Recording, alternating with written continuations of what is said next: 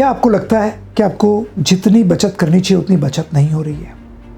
क्या आपको लग रहा है कि आपके खर्चे बहुत ज़्यादा हैं? और सबसे इम्पोर्टेंट, क्या आपको लग रहा है कि आपको पैसे इन्वेस्ट करने हैं लेकिन आप इन्वेस्ट ही नहीं कर पा रहे हैं? यस, मैं भाविन जोशा, लाइफ एंड बिजनेस कोच, आपको ये बताना चाहता हूँ कि आपको आपके फाइनेंसेस के साथ क्या करना चाहिए। बहुत सिंपल है लेकिन बहुत महत्वपूर्ण है। मैं ऐसे कुछ स्टेप्स बताऊंगा जो स्टेप्स को अगर आपने फॉलो किया तो आप डेफिनेटली सेविंग्स और इन्वेस्टमेंट कर ही पाएंगे। और ये 7 स्टेप मेथड है, बहुत ध्यान से सुनना, नोट पेन ले लेना। और एक बात बता देता हूँ, हम में से कई लोग मानते हैं नॉलेज इज़ पावर, मैं कहता हूँ नहीं, अप्लाइड नॉलेज इज़ पावर। इसको लेकर एक्शन जरूर लेना। मैं आपको वादा करता हूँ अगर आपका सेविंग नहीं बढ़ा तो मैं वीडियो बनाना बंद कर दूँगा, क्योंकि वो पॉसिबल ही नहीं है। मैं जो बताने जा रहा हूँ वो प्रूवन है। नंबर 1, आपका लास्ट मंथ का एक्सपेंस लिस्ट, वो कैश में हो, वो बैंक का स्टेटमेंट हो या गूगल पे या पेटीएम का स्टेटमेंट हो, वो निकालिए।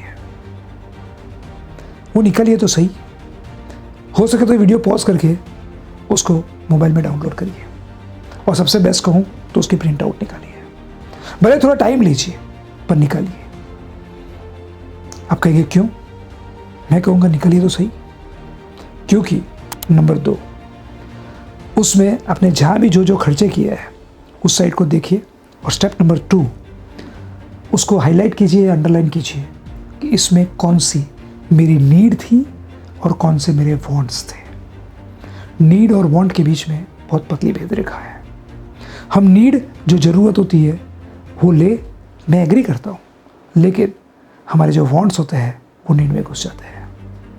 फॉर एग्जाम्पल, आपके पास मोबाइल है, आप कहीं बाहर गए हैं, कवर अच्छा है, स्क्रीन गार्ड भी चल रहा है, लेकिन फिर भी हम क्या सोचते हैं, चलो चेंज करवा लेते हैं, ये कवर मुझे बहुत अच्छा लगा है।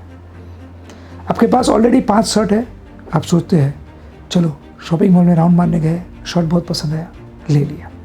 और हमें से मेजॉरिटी लोग पेटीएम गूगल पे करते हैं या क्रेडिट कार्ड स्वाइप करते हैं, उनको ये नहीं पता होता है खर्चे कहाँ हो रहे हैं। ऐसे छोटे छोटे खर्चे हम नीड की जगह वांट में यूज़ कर लेते हैं। खाली उसको अंडरलाइन तो करो। Now what is step number 3? पूरे महीने का टोटल करो। ऐसे कौन से कितने खर्चे हैं जो आपके वांट्स थे, जो आपकी नीड नहीं थी, जो आपकी ज़रूरत नहीं थी, वो आपकी इच्छाएं थी और उसके लिए आपने खर्च कर दिया। मैं ये नहीं कहूँगा कि आप मूवी देखने मत जाओ, मैं ये नहीं कहूँगा कि आप रेस्टोरेंट में मत जाओ, लेकिन हम कौन से शो में मूवी देखने जाते हैं उसमें भी प्राइस डिफरेंस होता है। और हम कौन सी रेस्टोरेंट में जाते हैं और कितनी बार मंथ में जाते हैं वो भी तय करता है कि हमारा खर्चा कितना होता है। Just imagine and just calculate.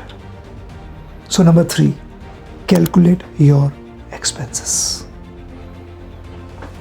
Number 4, अभी आपको ये 1 महीने के लिए किया है ना, वो अगले 2 महीने के लिए भी करिए। क्योंकि मैं ये नहीं चाहता हूँ कि ये मंथ हो सकता है कि आप घूमने गए हो, या हो सकता है कि स्पेशल वेकेशन हो, या हो सकता है कि घर में कोई नीड आ गई हो। अगले 3 महीने का निकालिए ना।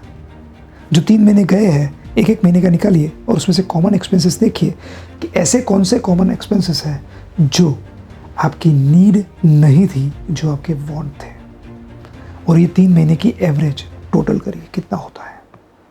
मैं वादा करता हूँ आपकी आँख खुल जाएगी। So this is step number 4। Now अभी क्या करना है? अभी जो मैं पॉइंट्स बताने जा रहा हूँ, जो बीत गई सो बात गई। अगले 3 महीने में आपको क्या करना है वो मैं बताने जा रहा हूँ। पॉइंट नंबर 5, स्टेप नंबर 5, आपको अपने वांट्स को 50% कम करना है।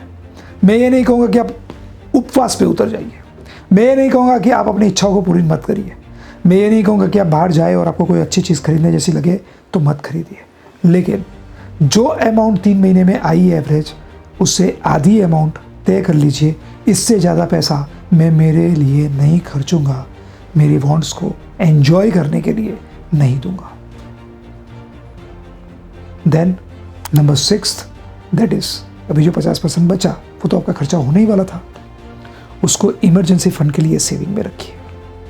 लाइफ इतनी फास्ट चल रही है, कब क्या हो जाए पता नहीं है।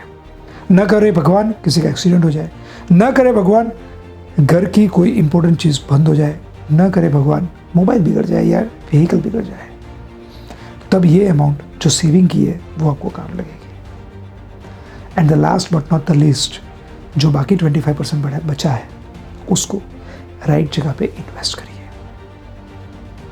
मैंने कोई आपको नया इनकम कैसे आए उसके बारे में नहीं बताया है। आप कहेंगे इन्वेस्टमेंट कहाँ करना है, वो भी मैं आपको बता देता हूँ। ऐसी जगह इन्वेस्ट करिए जहाँ पे आपको मिनिमम 8% या उससे ज़्यादा पैसा मिले। हम में से कई लोग बैंक एफडी करते हैं, ट्रेडिशनल इंश्योरेंस पॉलिसीज लेते हैं। मैं कहता हूँ मत लो, क्योंकि 6-6.5%, 7% इंटरेस्ट मिलता है। महंगाई तो 8% से बढ़ रही है। इन्वेस्ट ऐसी जगह करो जो मिनिमम 8% या उससे ज़्यादा रिटर्न दे। आप कहेंगे कहाँ? सिंपल बोलता हूँ, म्यूचुअल फंड, SIP करो। मेरे एक टीम मेंबर ने 2016 से SIP चालू की, केवल 1,000-2,000 रुपये से। आज उसकी टोटल सेविंग, उनके घर के बाकी 3 सदस्य, उनमें से 2 तो कमा रहे हैं, वो तीनों की जितनी आमदनी टोटल, इन्वेस्टमेंट टोटल, सब कुछ इकट्ठा करें ना तो भी उस व्यक्ति का उससे ज़्यादा है। बिकॉज उन्होंने वांट्स से ज़्यादा नीड को इम्पोर्टेंट दिया। उन्होंने अपने वांट्स को 50% किया, सेविंग और इन्वेस्टमेंट को 50% तक ले गए। लाइफ में याद रखना, मुश्किल समय के लिए पैसा बचाना है, यह गलत है। मैं कहता हूँ आने वाले अच्छे समय को एंजॉय करना है, उसके लिए पैसा बचाना है। Just think on it. और इसीलिए रेशियो मैंने बहुत सिंपल दिया है, ये 7 स्टेप्स बहुत सिंपल दिए हैं। अभी इसी वक्त इसके ऊपर काम करिए। कमेंट बॉक्स में बताइए what is opened up for you.